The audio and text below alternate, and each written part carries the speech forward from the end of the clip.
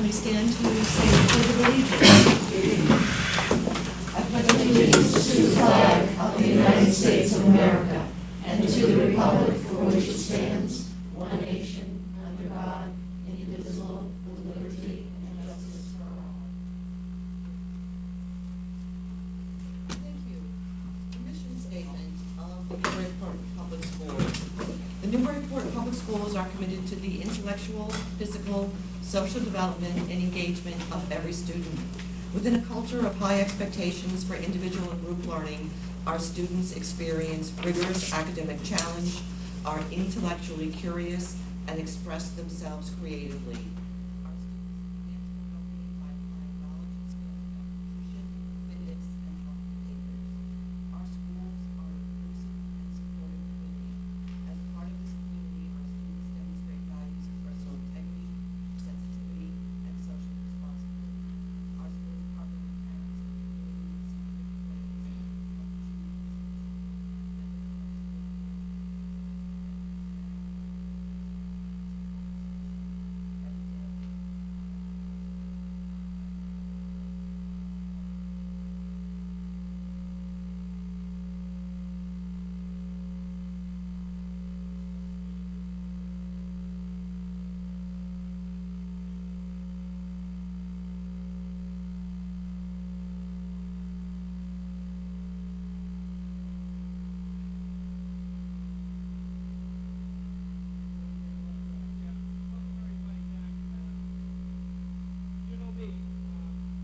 I bring up the same points year after year, and I want to bring it up again because at one of the summer meetings, you distributed a document called School Committee Retreat, August 1st, 2011. And there's some things on here that I've sort of been talking about for a long period of time. And we're starting out the year. Let me remind you and refresh your memory as to what you believe are important things for your retreat. The first thing is the budget process for starting earlier. Again, it's September, and I'm telling you, we need to start looking at budgetary issues, how to begin it sooner and utilize the data and trends. I think we need to start doing this. There are some things under the subcommittee topic. I'm not so sure I care about the subcommittees necessarily, but it says, identify 4 to 5 items that should be routinely updated at the school committee, not yearly. Very interesting, not yearly. Accreditation, the high school schedule, some glitches came about this year, if you're not quite aware of them, handled appropriately, but nonetheless, significant glitches. Senior projects or lack thereof. Another one that I'd like to throw in there in addition to what you have listed is, again, more than yearly updates. Foreign language at the NOC, STEM results, and I'm going to throw in there technology at the high school. There's a wireless coming on board fairly soon, and I haven't seen any plans to outline what we're going to do with that 24/7 wireless that is now available at the high school. And then the last thing I want to call everyone's attention to that I've talked about for year after year, and yeah, I guess I'm getting tired of listening to me, and probably some of you are too, because some of you have been here for as long as me.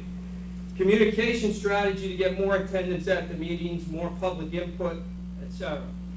And again, what I will tell you that will draw people to this meeting is what you will have as those items that you know are very critical. For example, it might very well be foreign language at the NOC, or the high school schedule that has had its share of difficulties the last 2 years, having been changed and changed again.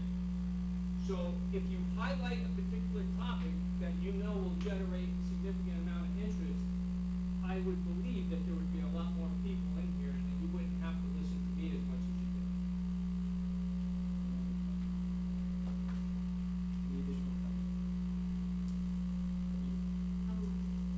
Simply because I'm checking the placement of the next public comment, and I know that you'll be reporting out about the subcommittee. And as I explained during public conversation, I made my excuses about being a little bit late to do direct auditing of the conversation there. But I mean, there are so many myriad ways of engaging the community and ways of better communicating as a community. And I know that oftentimes we hope that the community can come to meetings such as these, and I know that they're broadcast, you know, live and recorded.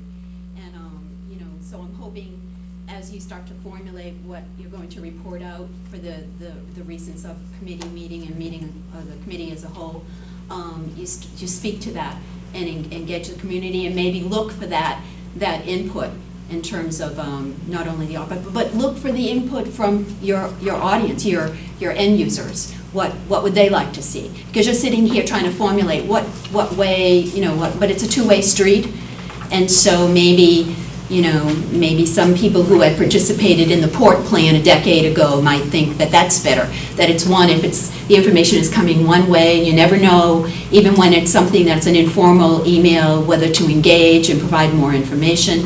And there's so many different mediums and media to do that. So, you know, maybe as you start to formulate and think, you'll get input and feedback. Any additional comments? Hearing none, we'll move on to the consent agenda. Do we happen to have any warrants? Yes. I move that the following named bills of the Newburyport Public Schools amounting in the aggregate to $2,984.54 be approved and forwarded to the city auditor for payment. There are no conflicts. Second. Any discussion? Hearing none. Hearing none, all in favor? Aye. Any abstentions? I move that the following named bills of the Newburyport Public Schools amounting in the aggregate to $189,982.74 be approved and forwarded to the city auditor for payment. There are no conflicts. Second. Any discussion?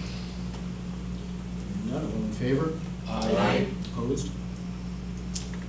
It's unanimous. And that does it for... Yes, I'm sorry, that's it. We have the minutes of August 22nd. I move to approve the minutes of the Newburyport School Committee regular meeting for Monday, August 22nd, 2011. Second. Any recommended changes, corrections, additions?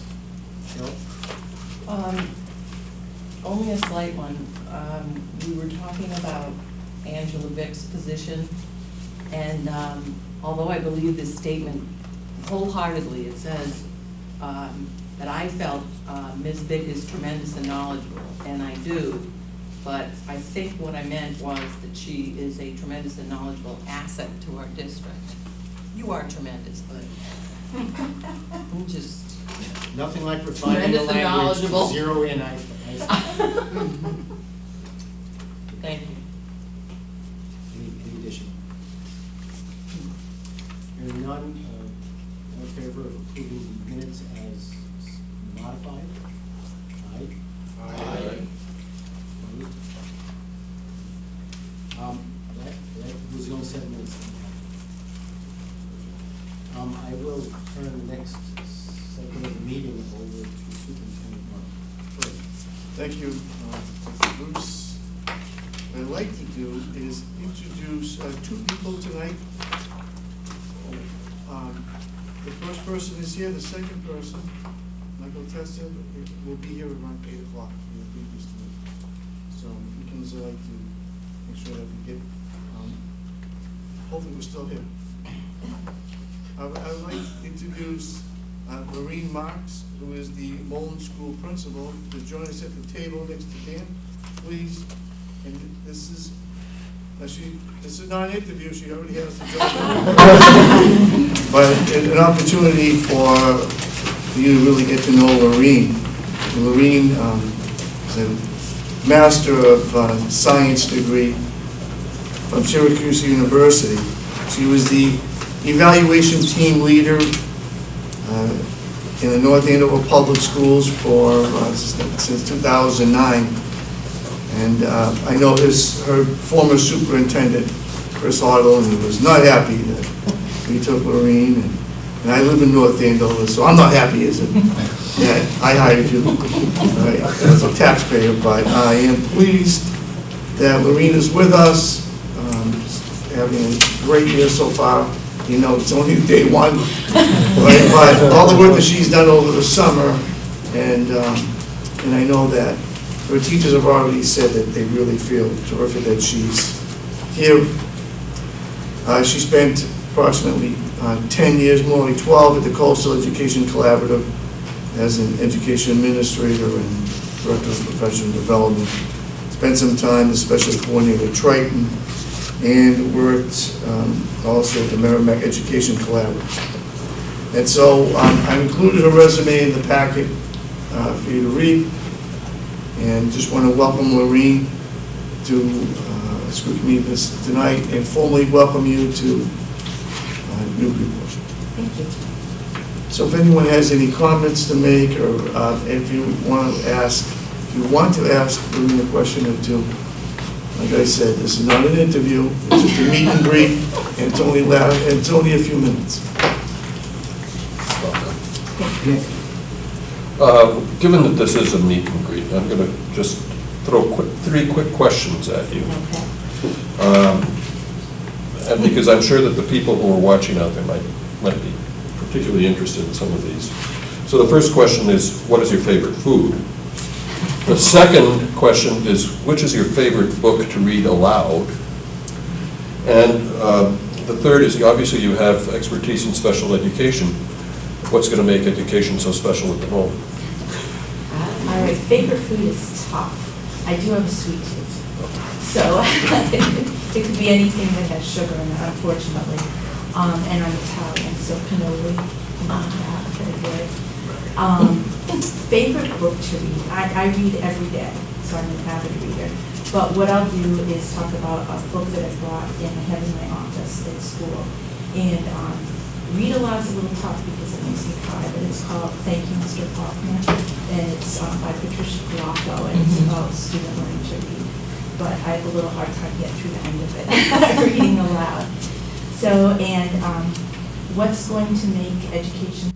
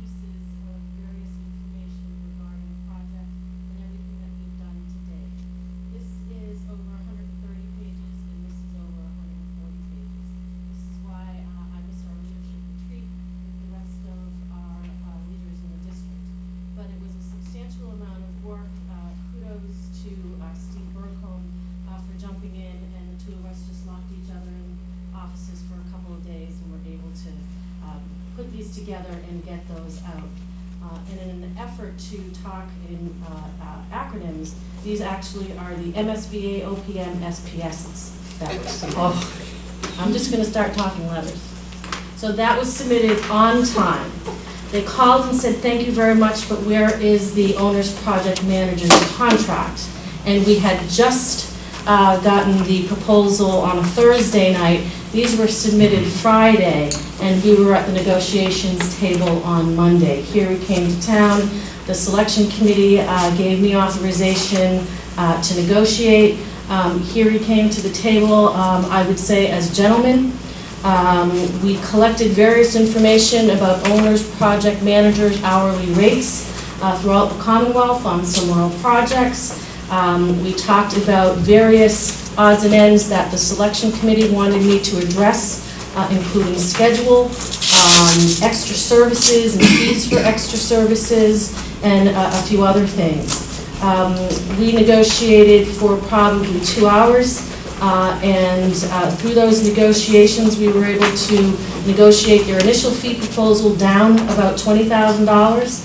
The fee proposal that has been agreed to for the new model elementary school is $112,000. And the fee for renovations and additions to the Knox/Molen building is $117,500.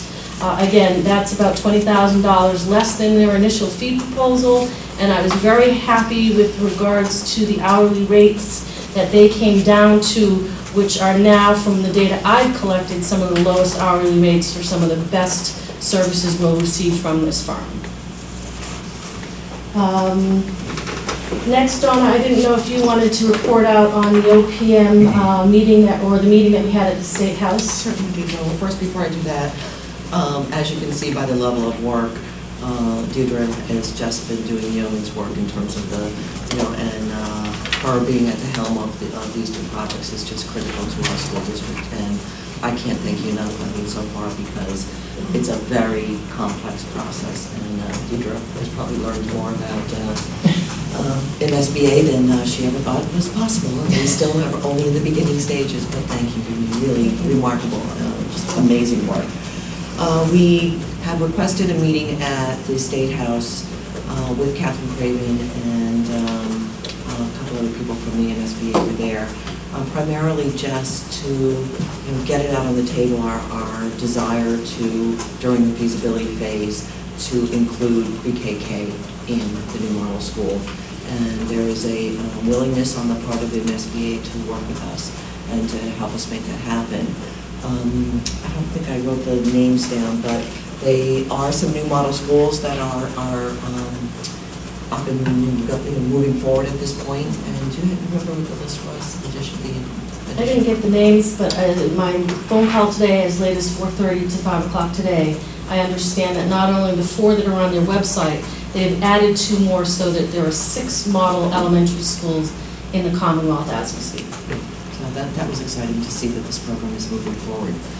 So we just basically walked through our process to date since our last meeting, where we came, our selection of Perry as the OPM, talked about timelines where we were, and the next phase at this juncture is for us to, Deirdre, Mark, and I, to attend the next MSBA meeting on September 12th, which is where they will approve the OPM.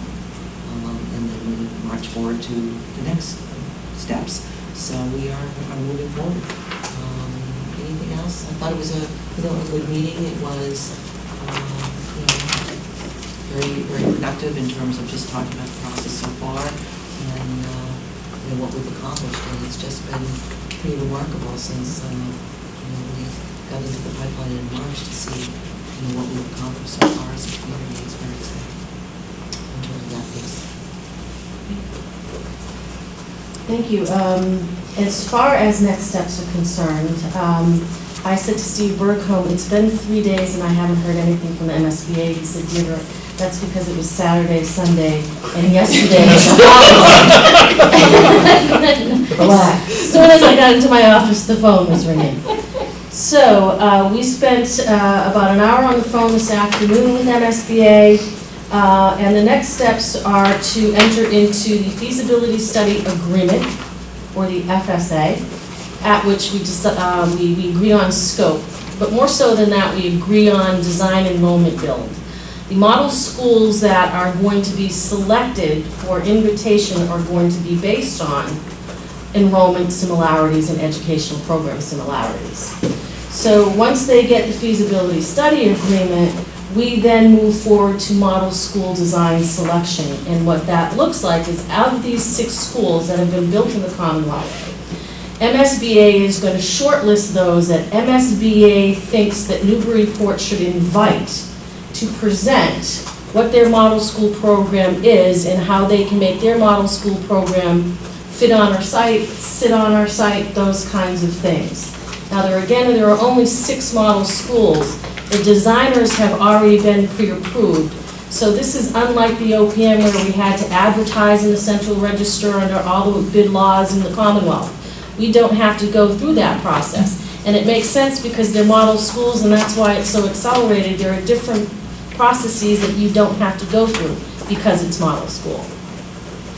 So these schools have already been selected, the architects have already been selected. MSBA is going to try to get that list to me by Thursday. Steve Bergholm and I will meet the requirements of what their expectations are regarding the submittal of those documents so that we can also start that process rolling sooner rather than later. I had a conversation that said, but if you're going to invite one of these 6 schools, the architects, we need to have the answer to the pre-K and K.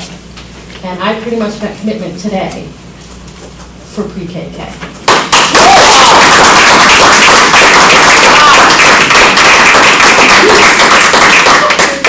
Pretty much got commitment because it didn't make any sense to make me do this again for 1 through 3 pre-K, call it now.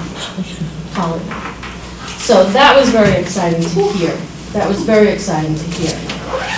There will, once these invitations to come to Newburyport and show off your building and your building design and what your program can do for Newburyport, we are going to have to get a group of stakeholders, representative of the community, to do site visitations to these schools, at which we'll put a team together and go out representative of teachers, administrators, parents, community members, Steve Bergholm, Doug Noyes, myself, curriculum, various other constituents groups so that we can see what these schools really are looking like, because they have already been built, and those that have been built 5 to 6 to 7 years ago, you've already had 2 iterations of building code improvements and updates. So they're already starting, even though they're fairly new. Your drawings would have to be adjusted and those kinds of things. So we really want to see how those systems are working out and what the changes to those systems might be, as well as take a look at their program that they're offering. How are they working with, you know, their inclusion practices, and are they where we are with our inclusion efforts? So that's going to be fairly quick. So I would say that those teams are really needing to get formed and ready and off and running.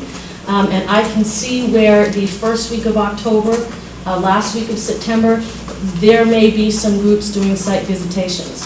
Where these schools are until I see the list of those schools from MSBA, I do not know at this particular juncture. Certainly there are 4 on their website, but they've added 2 more. And they are going to, it's interesting, they are going to tell us who to invite. And then we decide on who we select. Members of the school committee who are interested in going on site visits, can I have a show of hands? Okay. I was just going to ask if members of the community are interested in serving on one of these site visitation committees, how would they go about getting in touch with either you or the mayor? Have you thought that out yet? I haven't, literally this call was late today. What I am thinking about is once we get the list, certainly the contact to the other school is, how has this been done in your school? Because we are going to be entertaining, when we build the model school, we are going to be entertaining similarly site visitation from other elementary model schools.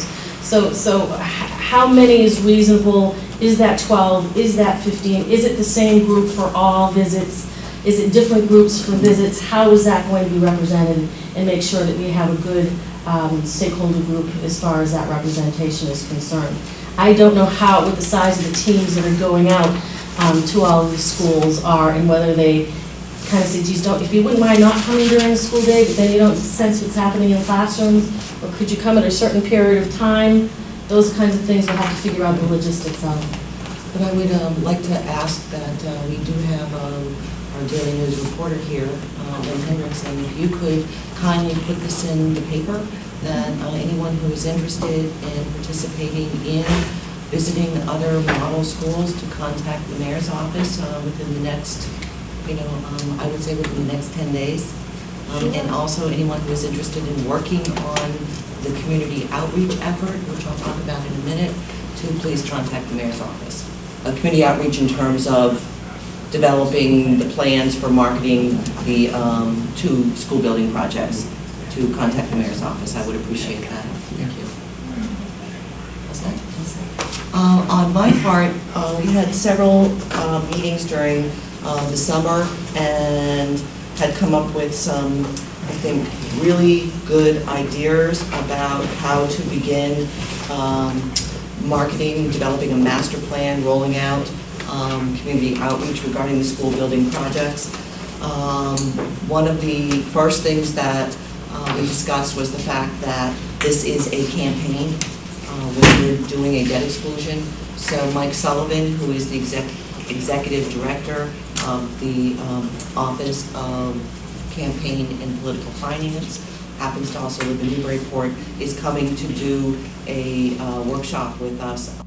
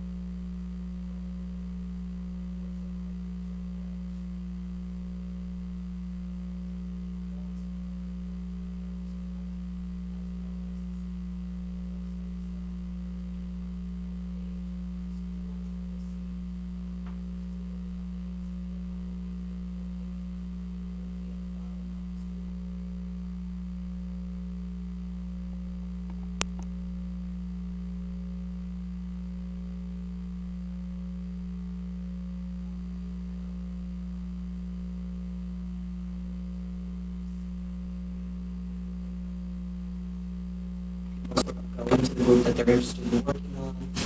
Obviously want members of the school committee, very much involved in either chairing a team or co-chairing a team or being, involved in that as we begin to move the process forward. So a couple things that I had agreed to do was to begin to look at our bonding issues and capacity, and to put that out in a very simple term, like a one-pager, so that people can understand that, because bonding is a very complex issue, and it can get very, very deep and dry and complicated. So to try and help people understand that. The other was I've been pulling election results from all of our past and that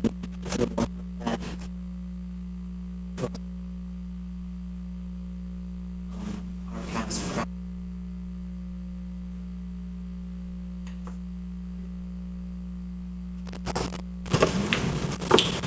Any questions from? Sure. Just a quick one. So if I'm understanding correctly, we will be the only model school that has a pre-K component, or the first one? There's only one other model school being built, and that's in Douglas. However, the schools that have been built that have been designated by MSBA as model schools do have kindergarten and preschool programs in their buildings. Okay. And is that, so that's part of the model school program? Not according to MSBA. Aren't you glad you asked? For whatever reason. And still to this day, after working all summer long, I'm still not sure why not. I think it's easier, I don't mean to say easier for MSBA, but your classroom sizes and bathroom requirements for your kindergarten program are different than your elementary program. So whether they were looking to build schools in the Commonwealth in a cookie cutter kind of manner, that their square footages were the same, yet they have design development documents that have a pre-K component to it, which has the larger classroom sizes, the additional plumbing for bathroom requirements, etc. So the Douglas School is the only model school that's currently being built right now. That does not have a kindergarten pre-K component to it. So my sense is that's why they were suggesting that they don't have a pre-K component to their elementary model school program. But we've continued to advocate that we will pilot for them. So there's potential revenue stream from T-shirts and all kinds of merchandise we can do here. Lots of visits. I think we'll be, Lots of put together goodie bags. Dan, I didn't know if you had anything to... No, I find it interesting that the architect and designer comes from the school. That's very interesting. I imagine that may simplify things quite a bit. That again is why there's so much time savings, is that you don't have to go out and solicit an architect that's going to design something for you. Is there a limit on your, I mean, you can invite up to 6. I mean, there are 6. There are 6, but again, MSBA is going to tell you, based on the design enrollment agreed number, who we will invite to interview for our new model elementary school. They don't approve who we select, but they approve who we invite. Right. A couple other things. I noticed in our OPM interviews, there were several, like there was the high school, the Natick High School, and I believe it was the same high school that's been built 4 times. But it did look dramatically different from the front and all 4 sites. Is there any discussion on who makes those decisions? How do we make those decisions on? There are, actually, I think my point is, there are certain little changes that can be made. Absolutely. To these model schools. You know, it's not a fixtures- cookie cutter. It's not a cookie cutter. There are going to be, you know, fixtures, finishings, moldings, carpeting, technology improvements. And again, you get 2 iterations of the building code that has also passed. Right. So I think that there are room for some changes. I think what a important discussion and decision-making in regards to those changes is, will MSBA reimburse you for it? They may not, because they haven't approved that. If you want to change it, you're paying for it 100%. And that's where I was very impressed during our OPM interviews, when Kiri just kept talking about, don't forget, you've got to know what's reimbursable to MSBA and what's not reimbursable with MSBA. That's a very important point. So the jacuzzis are out, I suspect. The pools. No, but I would recommend that anybody check out the Natick High School and then check out the other 3 high schools. I can't think of them off the top of my head, but they are all the same model. They don't look like each other at all. They really don't. They're dramatically different. Sometimes entryways, covered areas, covered signs. They are very different. And some of that might be because they needed to fit it to the site. Right. One other point, I know that there has been some discussion about fields, and as a consequence of that, I've asked our parks coordinator, Lisa Reed. She has organized a team of people who are putting together a comprehensive inventory of all of our fields, where there is potential for additional fields, and where we also could maybe do some redesign of existing fields that aren't being maxed out. You know, for example, if you look at the Knox Middle School, the fields back there, you know, they're not really being, that area space is not used to its maximum potential. So we're beginning to look at that, and also where there could be additional land available. So she has her next meeting on September 22nd, I understand. So we are moving forward to address those issues also. That's it. Thank you very much for all that information. I understand from, we'll hear a little bit more about it, but from the conversation that the communications subcommittee had, that the whole idea of information, transparency, getting information out to the community is a very high priority in this project, so I'm grateful for that. We've reached our second period of public comment, and if Dominique. Yes, just to segue off what the Vice Chair just said about transparency. You know, it's great to be transparent. It's even greater to make things apparent. And one of the things, just thinking back 4 years ago, in the conversation in the community about addressing things community-wide. And so I know that the mayor had said that the complexity about bonding issues. You know, I participated in some of those public forums that were so enlightening last January.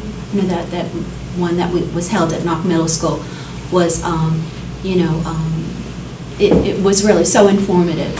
And so I'm wondering when on this, I guess it's the 14th, and that's really just focused on what delimitations there are with the school committee and what might be due, because it's an actual campaign. So I'm kind of wondering at what point, whether it's that conversation or another conversation, the mayor can start talking or thinking of this broader in terms of restructuring the debt and those things that I'm sure there's conversations that are occurring about that, because there are other needs within the community itself. And this makes it so appealing. And, you know, those forums, you know, perhaps another forum is warranted, but those forums that really look at the broader picture of things and the timing of you know, right now where we are in the economy, where the terms and rates are and all of that. I'm wondering if there are restrictions with the MSBA in terms of how you look at the broader picture of financing it.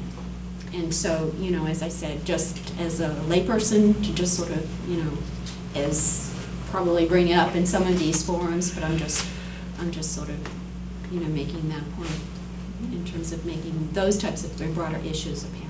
Thank you. Additional comments? I really want to emphasize what I said previously. I believe in the value of this new school project. It was a very thorough discussion, as appropriately it should be.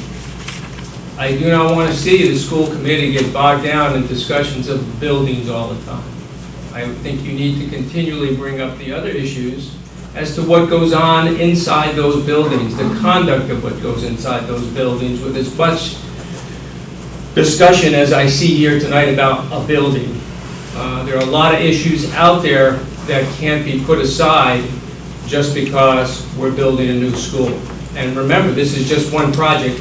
There's also another one coming down the pipe, and that's the renovation of the Knox.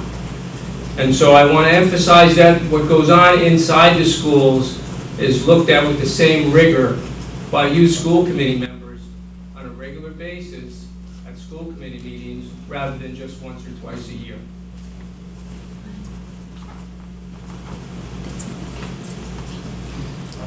Thank you, Ralph and Dominique. I guess we move on to the superintendent's report. Thank you. Bruce. I want to speak on, in really two parts. Part two, I wanted to wait till Deidre reports out during the assistant superintendent's report, because I wanted to speak about the teacher lunch and networking fair. And so I think that I wanted to highlight that in itself. So let me just talk about 7 or 8 items. Most of them on the agenda that you have in front of you. The August 25th and 26th, we had a 2-day leadership retreat for our district leaders. And that sets the stage for the district as we talk about what we want to accomplish in the district. We spent the morning talking about leadership. We heard a guest speaker talk about the new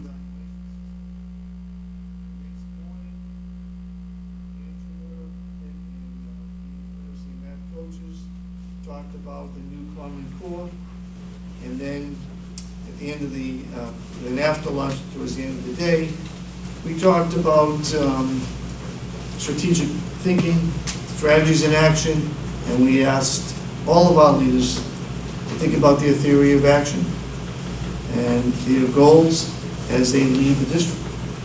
So that was, I thought it was quite productive. I felt really good about those 2 days. I think I already thanked Abraham's and Oregano's for sponsoring breakfast and lunch.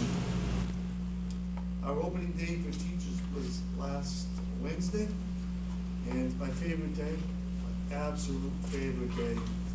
I have a lot of favorite days, but definitely welcoming teachers back and listening to one of our new teachers sing the national anthem to open up the ceremony. But that was terrific. And we had Colin Benzina, a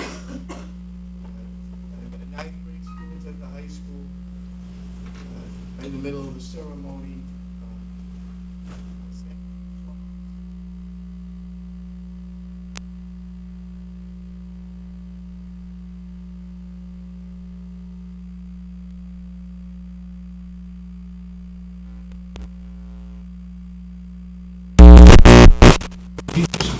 Always, when I was a teacher for 16 years. And, on the greatness of our teachers. We cannot lose sight of it. It's all on the backs of our teachers. And I asked them to step up and do a great job every day, and I expect that they will. I had a chance to walk around today, in fact, all of us, Deidre, Angela, Karen, Brand, our Director of Special Education. We were in our schools walking around today, and I thought first of all, the facilities were terrific. Custodians did a great job. So everything was prepared, secretaries prepared, schools as well. And our teachers were ready, and our students ran to school, and hopefully they didn't run out of school. Because it's really, school is the place to be, 180 days.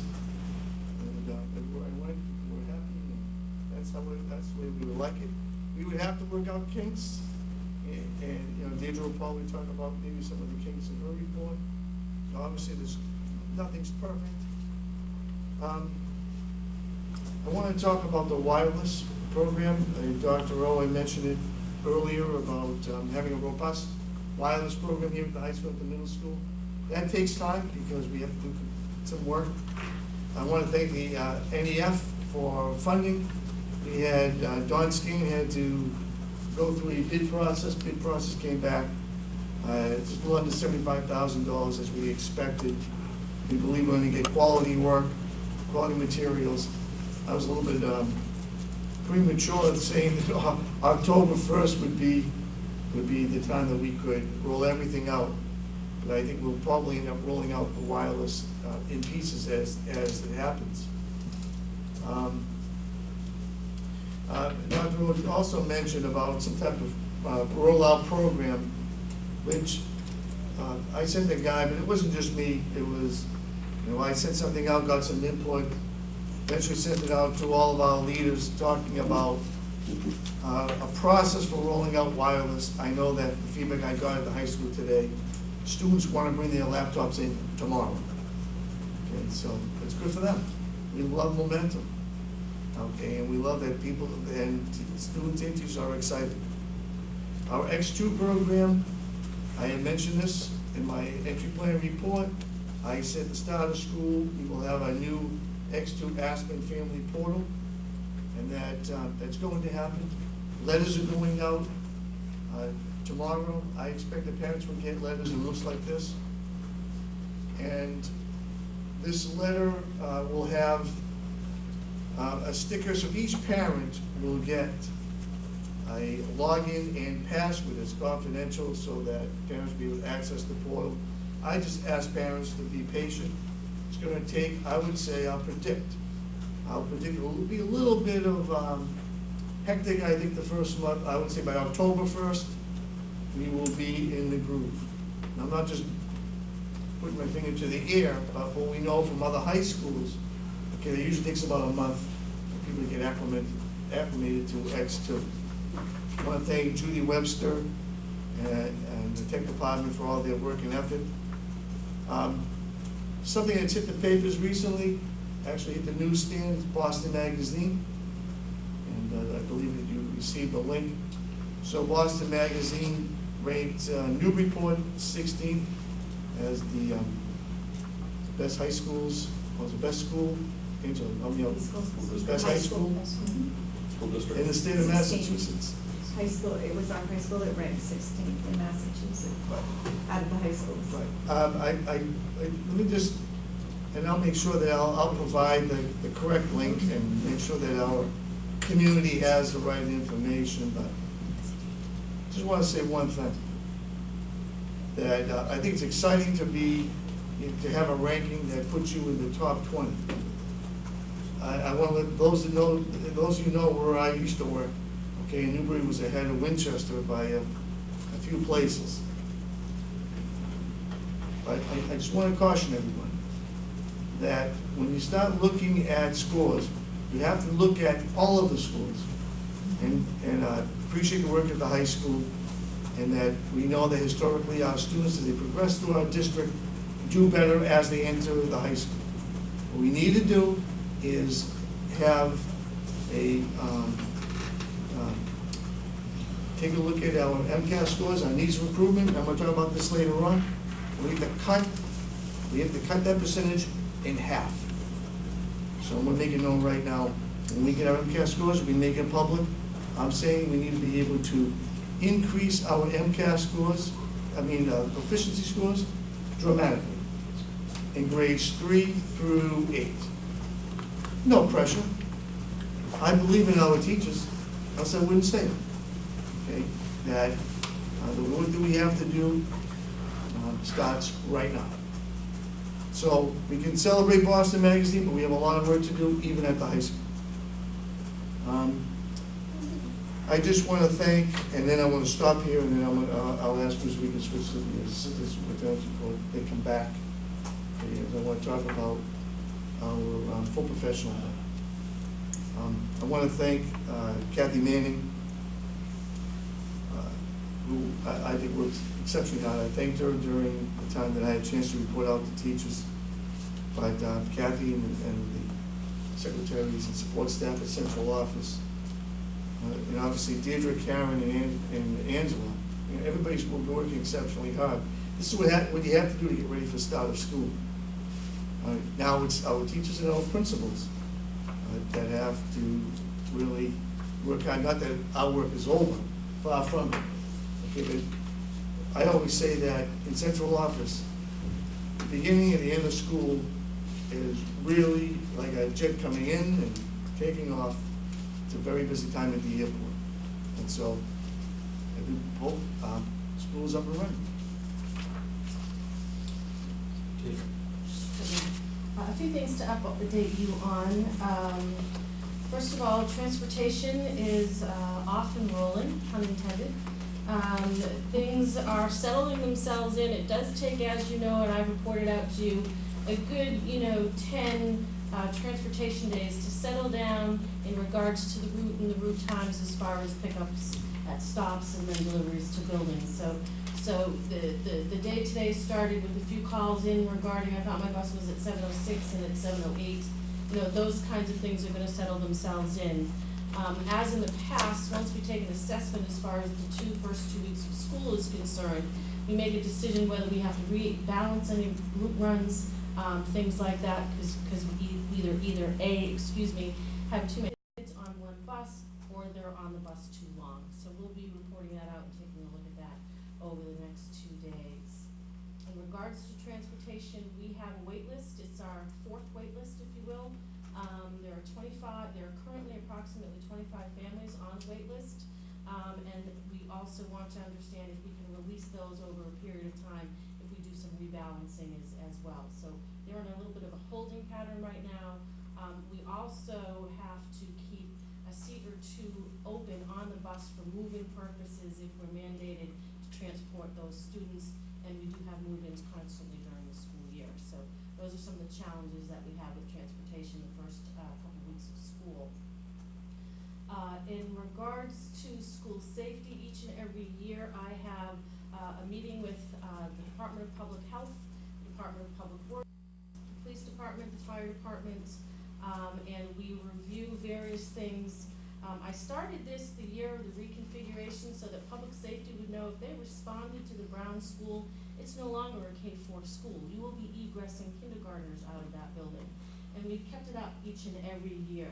Some of the things that we talk about are emergency school department contacts. I have home numbers, office numbers, personal cell phone numbers, and cell phone numbers of all key principals as well as maintenance and central office. Start and end times, critical for public responders to understand the start and end times of our schools, and on that sheet as well, we do early release days as well as lunchtime. And we ask the fire department to please not do any drills during the lunchtime. So it's important for them to understand the times of our schools and things like that. We review enrollment so that they can understand the number of students and staff in buildings, the school calendar, and we review important dates regarding our school calendar. We review early dismissals, our full professional development days, various days as far as testing is concerned, as far as fire drills are concerned, when are our school vacations, Color Day, we review April 1st, April Fool's Day, high school graduation, and the last projected day for students. We also review the high school sports calendar so that we know when we're playing certain river rivals and or other rivals. We review transportation ridership so we understand how many routes we have out there and the ridership on those routes. Where our crossing guards are.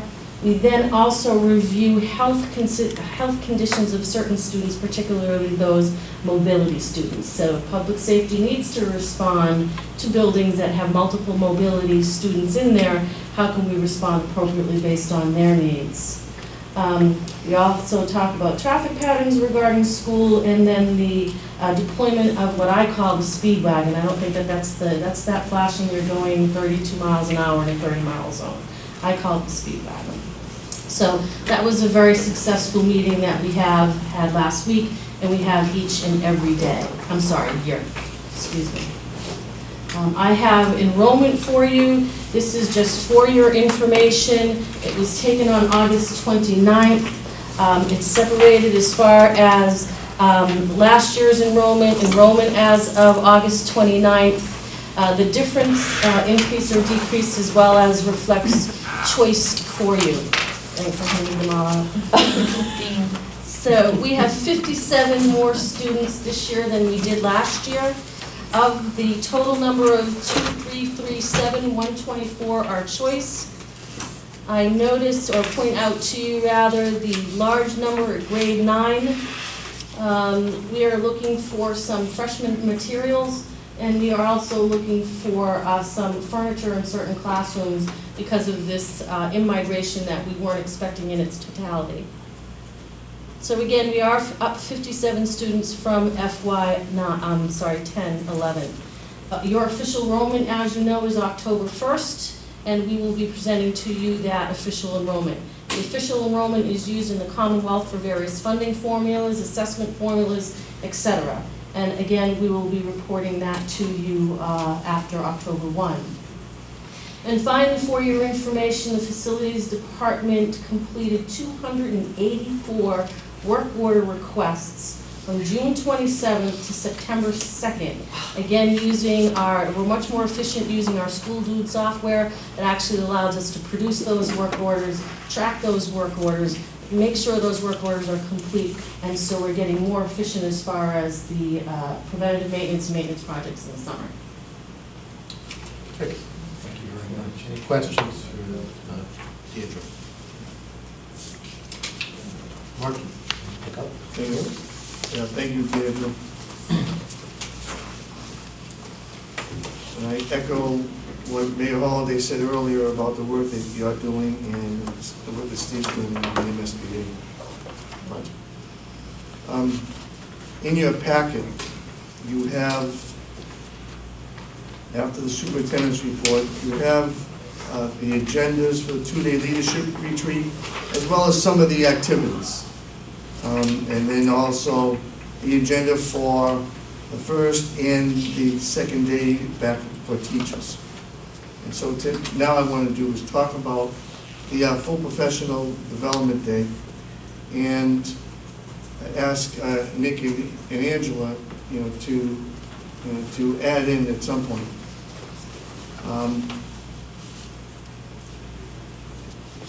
I think that this full professional day sets a tone for the year, and there was so much work that went into the day. And so, Angela, at some point I want you to talk about, if you can, talk about the work of the Common Core and the X2 and some of the other trainings that went on. I want to ask Nick if he would talk about the networking fair from this point. Nick led a subcommittee of the EBC, okay, that really planned the networking fair and the teacher luncheon. I just want to acknowledge Heather Hansen, a community member who's works closely with EBC, but did a tremendous amount of work in order to help pull this networking fair off. So just want to thank Heather for all of her work. I want to thank the Business Coalition for sponsoring at least half the lunch and the business cards, and just want to thank Melody Cody and Kim Spinney, who helped decorate the teachers. This room right here, it's all decorated. And I want to thank all of the teachers who came back from being off on vacation and put in a tremendous amount of day, put a long day, because we started early and they stayed late. And so Nick, you want to talk about it? Certainly. Let me just start by outlining very quickly what the purpose of this luncheon was. We have talked, and using GOMI as an example, about the importance of place-based learning and also project-based learning. And both of those educational opportunities work particularly well when you can build tie-ins with the community.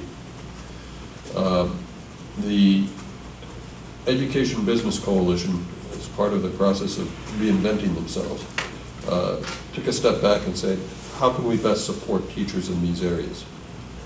We had meetings with teachers, and one of the suggestions that teachers had was, we need a networking fair. That was the impetus of what started, which I hope will become a yearly tradition. To make a long story short, we had all of the teachers here get together with businesses for lunch on Thursday, which was the second day of professional development. We had 39 businesses in attendance. We had all of the teachers in attendance. Each business person had a table where they were available to network with teachers, and teachers were given business cards because we truly believed that we wanted them to be thinking outside the box and outside what was going on in school, what traditionally was on in school, to use with networking. What was exciting to me as I looked out there was that the networking was certainly between businesses and teachers, but it was also between teachers in different disciplines and teachers at different age levels. And they were getting each other excited about some of the ideas that they were coming up with. We had a raffle for a whole series of items donated by local businesses, everything from a gift certificate to Staples, the Chamber of Commerce, various charter boats, giving cruises for two, and so there was a lot of excitement around there, including a couple of Red Sox tickets. The way teachers would participate in the raffle was they had to write down an idea on the back of a business card that they had for either place-based learning or project-based learning that they wanted to further develop. We had over 200 ideas submitted through that raffle box. And a lot of them were not only the ideas, but who I'm going to do it with, because I made contact with that person. So it was a great success. The teachers left very excited, and I was particularly pleased to see that the businesses also left excited. They did not feel that this was a waste of their time. It was really a positive, exciting environment, and Mark has already thanked Heather, but I would also want to thank Bill Heenahan for his leadership at the EBC, and all of the businesses who stepped up and said, yes, I'll be a part of it, because now we really have a story to tell for businesses to come next year, and it's going to be bigger and better, I guarantee it. Thanks, Nick. And Bill Heenahan and Cindy Johnson personally sponsored the NEF tote bags for all of our staff members. And I want to thank Mayor Holliday for having her own little table. She was also one of 33 or 34 business members that we had speaking to staff. Angela, you want to talk about Sure. the rest of the day? Sure. I first want to say I agree with everything that was just said about the luncheon. We got such positive feedback from the teachers. People were just walking away so energized, saying, full of praise and thanks for having this opportunity to network. So I think it was a real success. We had a busy day. It was a great day. In the morning, we had 2 different workshops going on. We had Andrew Chen back, working with our teachers who teach math, grades 3 through 8, and our special educators in those grades as well.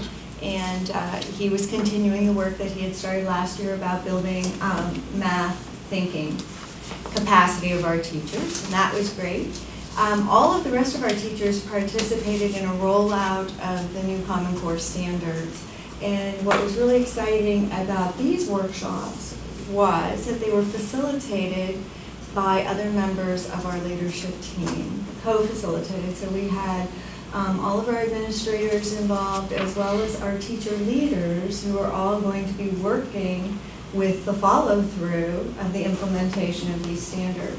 So as Dr. Gerbil had told you, we had done a morning workshop during the leadership retreat on the Common Core standards, the curriculum coaches and myself, and we modeled for them the workshop that they would be presenting to the rest of the staff, and they just did an outstanding job with that.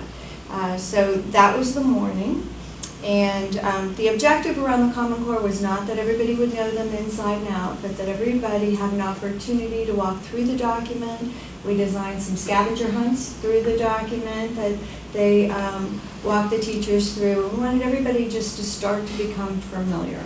so that as we start to align our curriculum this year, there's a familiarity before everybody dives into some of the more difficult work associated with the Common Core.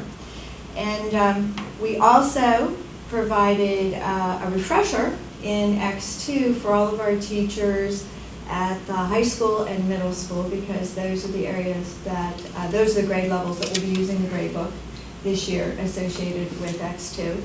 And in that, we also train them in the parent portal or the family portal, what that will look like and what they'll expect parents to see, what the student portal looks like, and then provided them with a variety of resources that will allow them to help themselves, no matter what level user they are. So tutorials from the very beginner to tutorials that will help the more advanced user as well. We provided some assessment training at the Brown School, some technology integration training at the Bresnahan School. The nurses worked together, the team facilitation leaders, the psychologists and counselors all worked together on our RTI process in the afternoon. There was a lot of really good work going on. In total, we had some anti-bullying training for our instructional assistants during the day. The instructional assistants joined in the Common Core training because they're working with our students every day, so we wanted them to have a good understanding. But total, we had 44 different facilitators who made the day happen. And I think it was because of everybody's hard work and planning and efforts that the day was the success that it was. So I think we started the school with a bang. Thank you. The school year.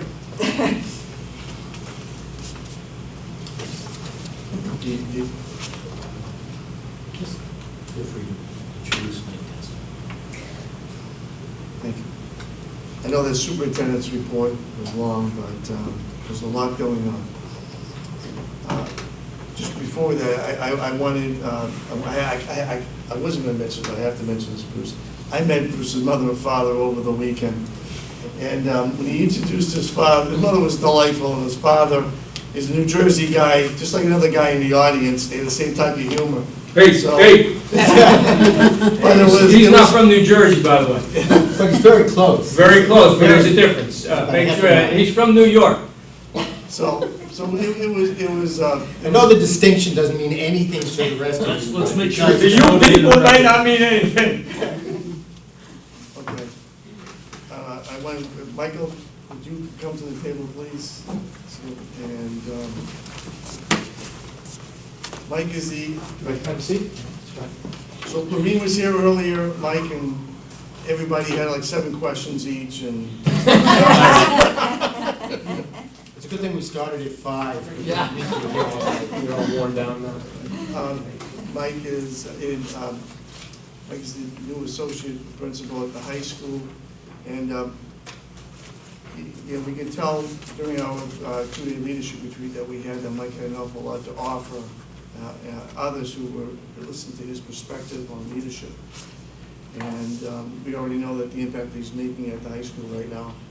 And he was a good sport enough to be on the Superintendent's Unplugged show as we're trying to get the community to meet and understand what Mike's all about. We know that he lives in Amesbury with his young family, spent 7 years in Maynard as the assistant principal of the high school in Maynard. And I know a lot about Mike because we just talked to each other on the show.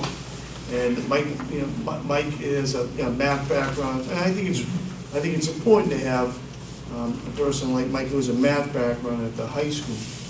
Gives a different perspective, and makes a nice compliment to my parent, who is a social studies teacher and a social studies background. So they complement each other quite well. So Mike, welcome to Newburyport. Thank you. If you feel free to tell us something you'd like us to know, or people can gang up on you whenever they're Yeah, and to add to some of the, I guess, the resume or background bio stuff that Mark just said. I'm a local guy, I grew up in Georgetown, and went to Georgetown High School, and then after there, my education at Syracuse University. But I did go in on track to become a math teacher, and that's just what I did. So my first year was teaching high school math in Hudson, Massachusetts, and I taught there for 7 years. And then the last 5 years, I was at Maynard High School as the assistant principal there. Somewhere along the line, I shifted where I lived from Worcester up to this region to Amesbury, and figured that somewhere, sometime along the line, things would just fall into place, and I'd find a job geographically closer to Amesbury. I just didn't know it was going to come along so quickly. But it's also want to be clear, it wasn't just the geography that attracted me to this district. It wasn't that it was 6 miles instead of 50. It was a lot of positive things that I heard about the community that I knew from growing up around here. So it was a real exciting opportunity to take this job. So it's been a pleasure so far. An exciting day one with kids. Anybody have any questions or comments? Yeah, please. Of course I've got questions. I mean, if I had 3 questions for Ms. Marks, I've got to have 3 questions for Mr. Testa. So these are very important questions. So, as we allow you to get to know the community out there, the first is I'd like you to name 3 artists on your playlist. My playlist. I don't have a playlist. He's a math teacher. He can listen to music. Music is applied math, Mr. Minnie. It is. Okay, so, okay, I would doesn't say have a I have a playlist. wide array of musical tastes. I can't play music. I like music. Everything from like old Tom Rush folk music to more modern rock kind of stuff. And for whatever reason, I found myself listening to more country music in the last year. When I had an hour commute, my playlist was 98.5 Sports Radio for that hour commute. From all the cars that we ever set to that, it drives my wife nuts. So what was the last book you read? Whoa, man, what was the last book I read? I reread, what was that ninth grade curriculum book? Touching Spirit There, do you remember that book? Mm-hmm. And this summer, I read The Education of Little Tree by, who was that? That was also a school-based thing. I was trying to read stuff that the kids were reading, so not knowing what they were going to be reading here. Cool. I guess the last question, I think you touched a little bit on it, but what excites you most about your new job? I think the whole environment there. I love the role in itself, because there's always something, there's never a slow day. I think in the last 5 years I've found that. And the school that I'm coming from is less than half the size of this school. Maynard had about 300 kids. And I'm doing a lot of similar things here, but the capacity to be able to work with kids, but then also work with staff in terms of professional development and supervision and evaluation. So what's exciting is to kind of always be in the mix in every capacity. So I you like already that. know I all- kind of, not comfortable, but I expect a certain level of chaos to the job. So that means you already know all the kids by name? But it was a little strange being here for the last 8 or 9 weeks and being in the office. It's nice to have the AC on in the summer and nice office gig, but it was totally different. It wasn't entirely what I'd signed up for, and today was. So. Well, Yeah, thanks. Any other questions or comments? I was just gonna ask how the kids do today. They were great. It was awesome today. Unusual, maybe tradition that the entire school starts off in the auditorium for a brief meeting. I don't know if that's tradition or a new tradition over the last few years. So all students, 700 plus students, all staff. So we had well over 800 people in the auditorium. And part of it was an opportunity to introduce me to the students. So that was nice. I kept it real short. And Mr. Parent introduced a couple other changes to focus on what the program for the morning was going to be like. Day one is a lot of logistics and setup, and we have a homeroom, which doesn't happen. It happens 3 times a year. And it was, he wanted to just let kids know that that's what would happen. You'll go to your homeroom, and you'll get your student planner handbooks, Clippers Compass, and go through some of the key policy changes from last year to this.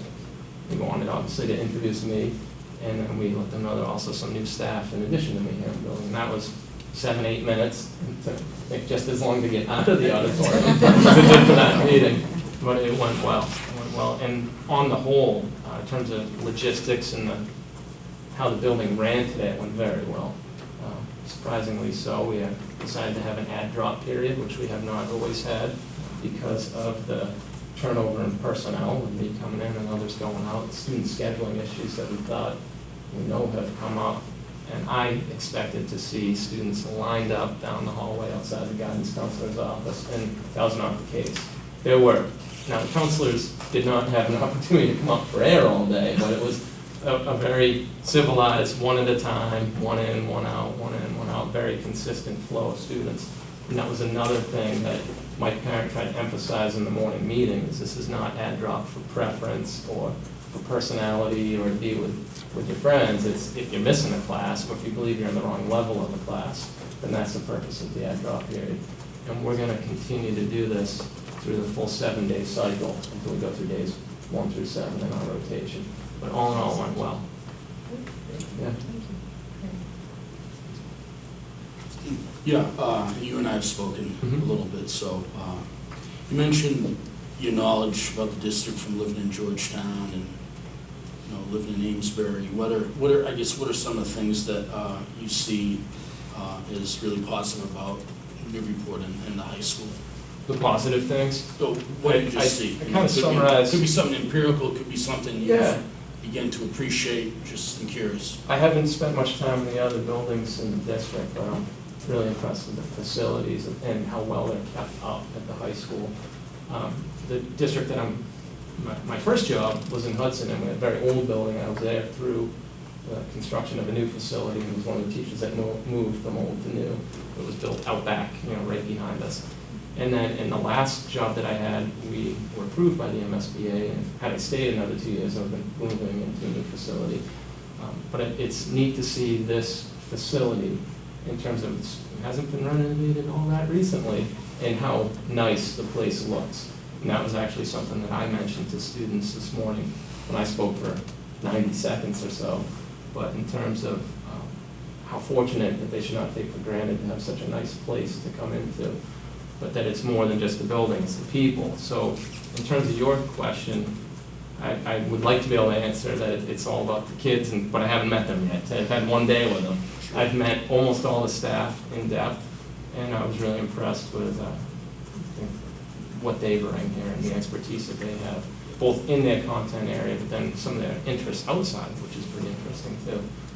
And then one last sort of follow-up, what part of your role, or what part of your role that you're going to grow into, whatever, do you see as kind of stretching yourself to, or some of your, I guess, personal goals in this new role would be? The newest thing is going to be the person primarily responsible for all the scheduling. I did it, I was involved with it, but it's going to be more on me with support, and I think over time too. Some of the people from the technology department here, particularly Denise Miller, saved us this summer, and were awesome. But it was really Denise, Mike Parent, and myself that worked for 3 weeks or so handling student schedule requests via an email ticket. And we were handling those to minimize what would happen this morning on day one and for the 4 days that counselors come in. So taking over that process, getting a more inclusive team or representative team, some of the lead teachers I think would be a good fit. I'll be the person responsible, but it's not going to be a pocket of isolation. I'll be the only one that knows how to set up the master schedule, and it won't be that I'm the only one that knows anything about the master schedule. So we'd like to see myself, Mike Parent, and some of the other lead teachers take that. But that'll be a stretch. It's in terms of work and the amount of time that's going to go into it. Well, thank you. Yeah. Welcome to NHS. Thank you very much. I'd also say welcome, and it's interesting that both you and Maureen did graduate work at Syracuse, having spent 8 years up in that tier in Buffalo. A lot of people don't know that there was a period of time in the 80s when Syracuse replaced Seattle as the city with the least amount of sunshine during the course of the school year, during the course of the year. So having that part of that piece of information. It snowed on commencement day one year, a couple of years ago. Lovely place. Yeah, there's always a storm out there on the lake just waiting to sneak up on you. Yeah. Thank you. Welcome. Yeah, thank you very much. I had the opportunity to sit in on a meeting, Cheryl and Steve and I had the opportunity to sit in on a meeting with Mike and some of the teachers, and the energy in the room was terrific. And I'm looking forward to you stepping in. It's great to have you. Yeah, thanks. Thanks, Councilwoman. The calendar, topic on the agenda, do you want to share that?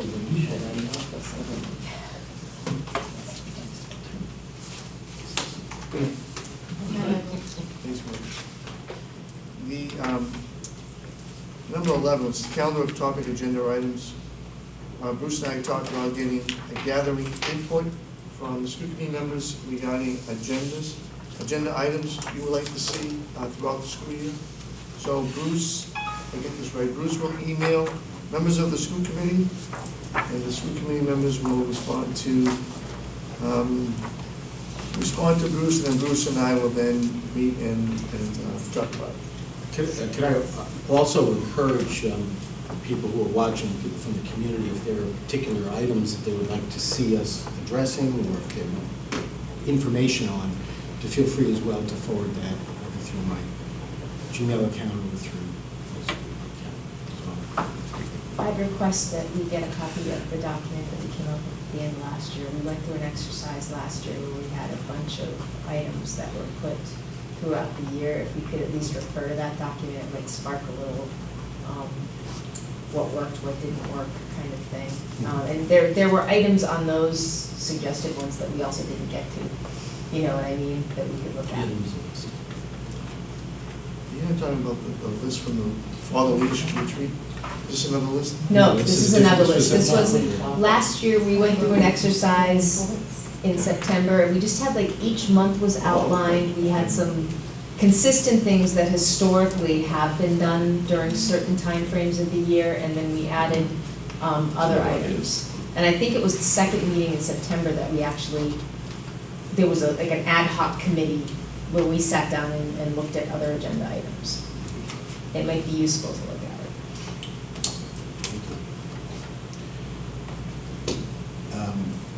The last item on the agenda before we have executive session is a report out from the Communications Subcommittee, which had a very animated meeting prior to the school committee. So I guess, Nick, can you report out? Okay, very quickly, I already touched a little bit about the website that we're developing is a place to deposit all pertinent information about, on this particular one, the Bresnahan project. We will be doing a twin version of that for the NOC school. There are some details that need to be completed for that to go up, but as I said earlier, we were well on our way to doing that, and I expect in the next 2 or 3 days we should have something up. There are some gaps that we are looking to fill, and one of them is a video tour of the Bresnahan. We would be using Deirdre's PowerPoint presentation as our storyboard that would give us a guideline for what we would want that video to show and how we would be doing that. But we are, at this point, waiting to confirm a meeting between Mark, Deirdre, and Sarah Hayden and myself to make that happen and get that video produced so we can have that as part of this website as well. There's also a very, I think, a pretty good video that was done, I believe, by the SBA. It's starring Craven and Cahill, that talks to the model school program for high schools. And so I've asked Deirdre to find out if they, when they did that, if they happened to do one for elementary schools, because I think it would be a good idea to get an overview from the SBA about what their program is all about and how it works. And that particular video did a very nice job of that. And so that's the website. That's not the only thing we're working on. Stephanie is working closely with the district office on upgrading the look, feel, and organization of the district website. And she will be reaching out to some local businesses in the website design area to get some help. We will be meeting again probably until all of this stuff that we have with the websites is up to date. We'll probably be meeting every 2 weeks. But we also have other things that we need to address. One of the things that we will be taking a look at is taking a look at the process that exists for responding to emails. It was written 6 years ago. Clearly, we've had issues with that. So we're going to take another look at it, slave over that, come up with a proposal that we can then discuss as a full school committee and come up with something that we feel comfortable working with. And then we also are coming up with new and great ideas about how some other ways we can communicate and what we can communicate with the community. So there's always a standing invitation to email us with your ideas of things that you'd like to see us address, and we'll find the best medium or forum to get that information out to the community at large. So there's a lot of work to be done, and we're excited so far about the good start. Thank you, Steph and Dan, Mark, for coming to a long meeting, a couple of, well, 45 minutes to an hour early to take care of this stuff, and all the work that you do between meetings. Thank you. I need a motion that we will be going into executive session for the purposes of discussing contract negotiations and will not be returning. So moved. Second. We have a roll call vote. Yes. Thank you, Mrs. Mr. Cole? Yes. Ms. Sweeney? Yes. Mr. Menon? Yes. Mayor Holliday? Yes. Ms. Weaver? Yes. Mr. DeCanto? Yes? Mr. Kean, excuse me. Yes. Sorry. Sorry. Mr. Cole.